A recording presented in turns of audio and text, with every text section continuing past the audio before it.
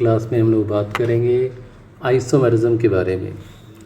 सबसे पहले ये समझना ज़रूरी है कि आइसोमेरिज्म होता क्या है।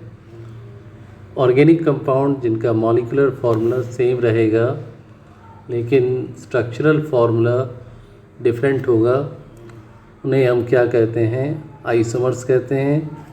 और इस पूरे प्रॉपर्टी को आइसोमेरिज्म कहा जाता है।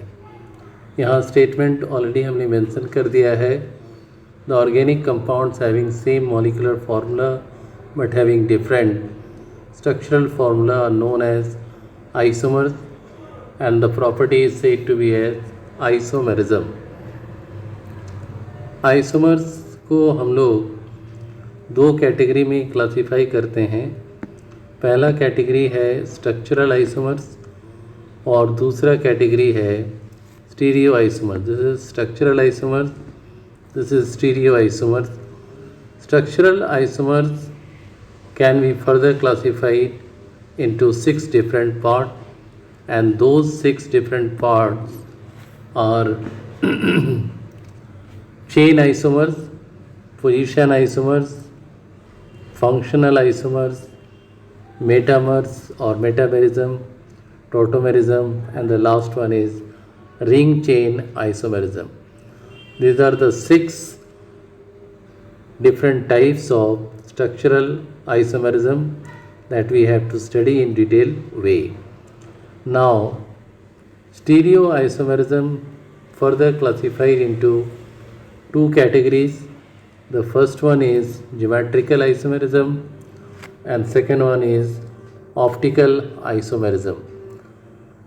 So, first of all, we'll start with chain isomers or chain isomerism.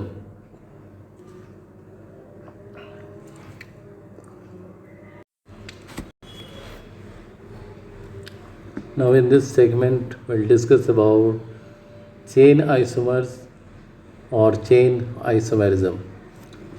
यहाँ पर chain isomers या chain isomerism क्या है, इसको थोड़ा सा हम लोग देखेंगे और इसका स्टेटमेंट लिख लो।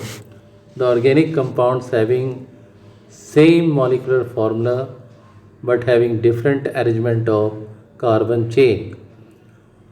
The different forms are arises known as chain isomers and the property is known as chain isomerism. तो यहाँ एक एग्जाम्पल लेना है। C4H10 फार्मूला है ब्यूटेन का। तो ब्यूटेन का चेन आइसोमर्स हमें फाइंड आउट करना है। हमारे पास कितने कार्बन हैं? 4।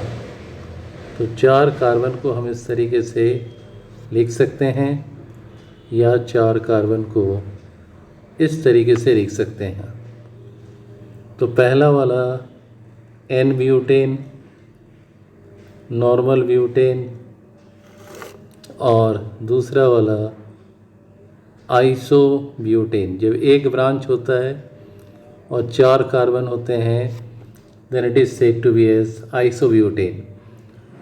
तो ब्यूटेन का 2 चेन आइसोमर्स हुआ, एक नॉर्मल ब्यूटेन, दूसरा आइसोब्यूटेन।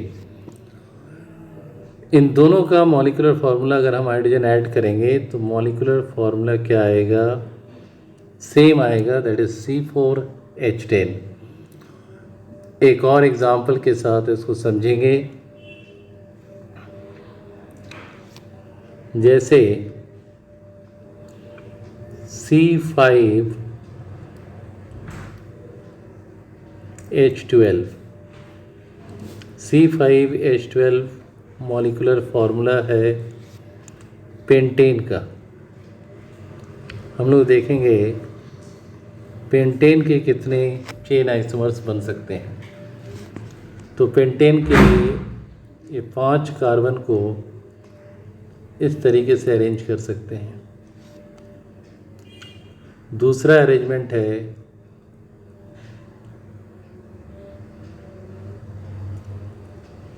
इस तरीके से अरेंज कर सकते हैं। और तीसरा अरेंजमेंट है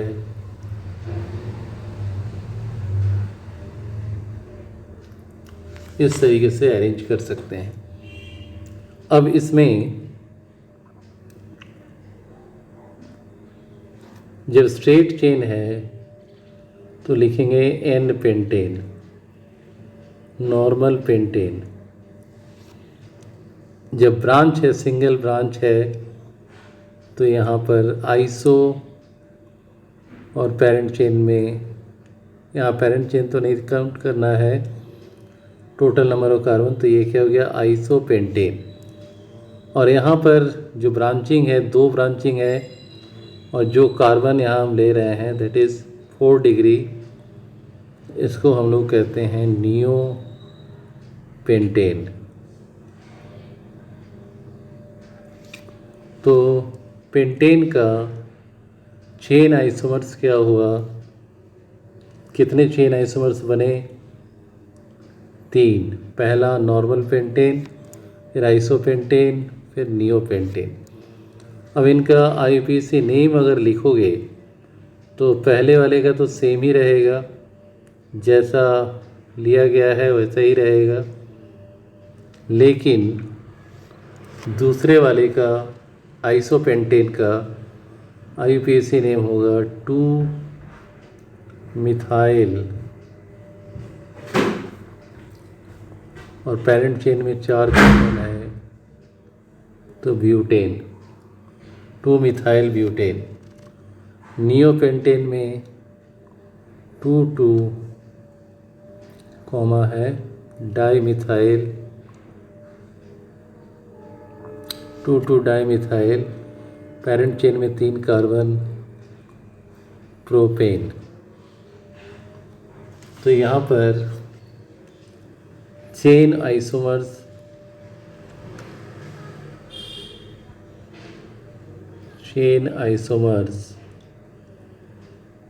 हमने देखा किसका, पेंटेन का। और ये उन मॉलिक्यूल्स को ले रहे हैं जिनमें केवल कार्बन और हाइड्रोजन है, कोई फंक्शनल ग्रुप नहीं है। तो चेन आइसोमर्स ऑफ एल्केन में हमने देखा नॉर्मल ब्यूटेन, ब्यूटेन का 2 चेन आइसोमर्स, फिर पेंटेन का 3 चेन आइसोमर्स। अब हम लोग आगे बढ़ेंगे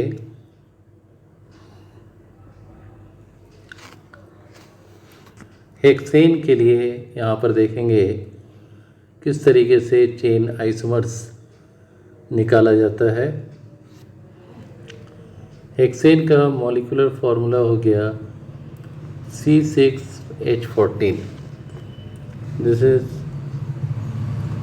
हेक्सेन। तो इन 6 कार्बन को हम इस तरीके से स्ट्रेट चेन में अरेंज कर सकते हैं, और 5 कार्बन के बाद नॉर्मल आइसोनियो नहीं होता है, सिंपली ये हेक्सेन हो गया। बहुत कोई लिखता है, नॉर्मल नहीं लिखना चाहिए। फिर हमारे पास ये अरेंजमेंट आएगा, 2 चेन आइसोमर्स बने, इसके बाद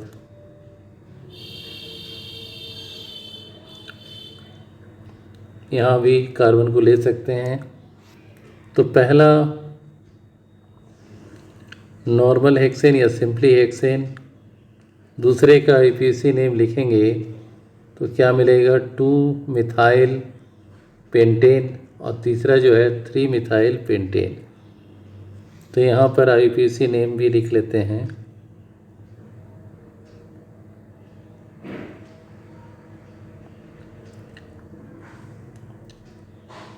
आईयूपीएसी नेम इसका लिखते हैं। पहला वाला तो केवल सिंपली हेक्सेन, दूसरा वाला 2 मिथाइल, 5 कार्बन पेरेंट चेन में है, 2 मिथाइल पेंटेन। तीसरा 3 मिथाइल पेंटेन। तो अभी 3 चेन आइसोमर्स यहाँ पर देख रहे हैं, और भी है। इस तरीके से हम लोग चेन आइसोमर्स को बहुत आसानी से समझ सकते हैं। हम 4 कार्बन, 6 में से 4 कार्बन ऐसे लिखा और 2 को ऐसे दिया। ये हमारा 4th नंबर, 5th नंबर है,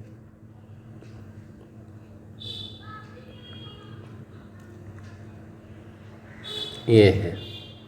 तो अब इसमें अगर IUPAC नेम लिख दें तो 4 वाला होगा 2,3 डाइमिथाइल, और पेरेंट चेन में 4 कार्बन है, 2,3 डाइमिथाइल ब्यूटेन। और 5वां नंबर 2,2 डाइमिथाइल, और पेरेंट चेन में 4 कार्बन ब्यूटेन। तो ये सारे चेन आइसोमर्स हो गए किसका? पेंटेन का। पहले हम लोग किए थे, और ये हम लोग हेक्सेन का किए। तो हेक्सेन का कितना चेन आइसोमर्स निकला? 5 चेन आइसोमर्स हमने फाइंड आउट किया।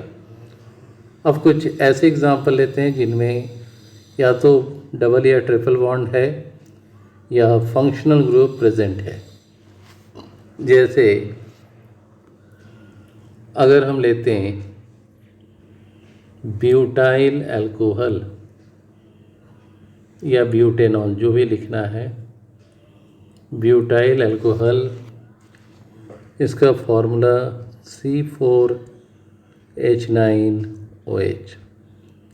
This is butyl alcohol. तो कैसे इसको कर सकते हैं? चेन आइसोमर्स निकालना है। याद रहे, कार्बन चेन को चेंज किया जा सकता है, अरेंज किया जा सकता है, फंक्शनल ग्रुप का पोजीशन एज इट इज़ वही रहेगा। तो यहाँ कुछ इस तरीके से ये 4 कार्बन और OH को ऐसे लगा सकते हैं। दूसरा जो है 3 कार्बन, यहाँ एक चौथा कार्बन, यहाँ भी OH लगा सकते हैं, और इस तरीके से भी 4 कार्बन के साथ OH को लगा सकते हैं। तो हमने कार्बन चेन के अरेंजमेंट को चेंज किया। तो इसका IUPAC नेम लिख सकते हैं ब्यूटेन 1-ऑल, यहाँ पर 2-मिथाइल प्रोपेन 1-ऑल,